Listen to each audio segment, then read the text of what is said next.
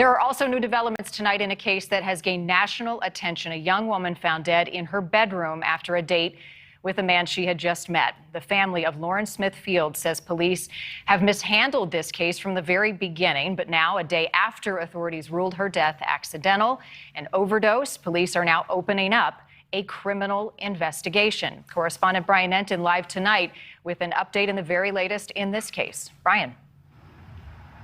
Marnie, I just got off the phone with the family's attorney. He says from the moment they heard about this concoction of drugs found inside Lauren's system, it just did not make sense, and they could not understand how the drugs got there.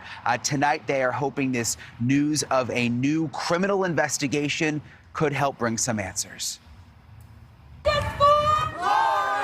Calls have been growing louder, like this march on Sunday. Hundreds calling on police to investigate the death of 23-year-old Lauren Smith Fields. Investigators say she overdosed in her Connecticut apartment on December 12th in the company of a man she had just met on the dating app Bumble. Since the beginning, her family has questioned what really happened and whether police properly investigated. No one is going to discard my daughter like she's rubbish. Today, a major development. Bridgeport, Connecticut police now say they will investigate the death as a crime and will be assisted by the U.S. Drug Enforcement Administration.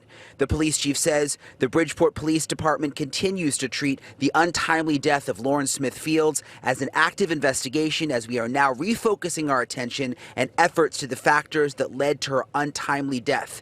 We have engaged several partners to assist with this portion of the investigation. The medical examiner says Lauren's death was due to the combined effects of fentanyl, promethazine, hydroxyzine, and alcohol. The man she was with said they were drinking shots of tequila and became ill. He carried her to her bedroom and laid down next to her and fell asleep.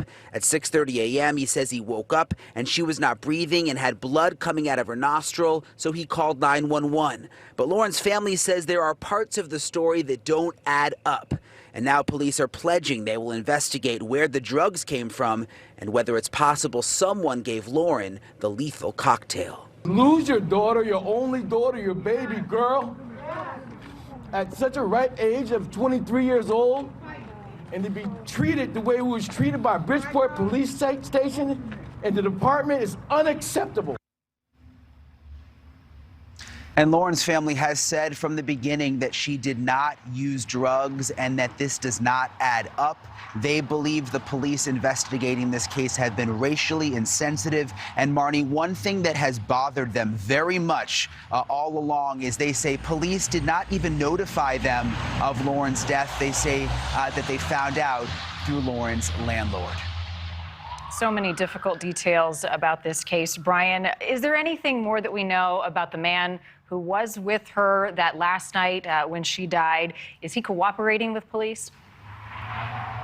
Well, we don't know much tonight, Marnie, but the police say that he is cooperating. They have not called him a person of interest, but it was interesting talking to Lauren's family attorney tonight. He says he has now learned that that man has lawyered up. The other thing that I noticed in terms of what the family had shared in their concerns is that police had not gathered much evidence in those early days right after she had died. Is that a concern now going forward with a criminal investigation, that some evidence may have been missed all these weeks later? Oh, absolutely, because you mentioned it, this is now weeks later, and even though the family tonight said that they are so relieved that this criminal investigation has been launched, they're also concerned, could clues and signs have been missed that the police could have only found early on in the investigation? Again, they're hopeful that this will lead to something, but still very frustrated with the way this was handled. Yeah, earlier deemed accidental, now looking at it as potentially criminal. Brian, appreciate the update. Thanks for watching. Click the red subscribe button below so you can get more of NewsNation's fact-driven, unbiased coverage.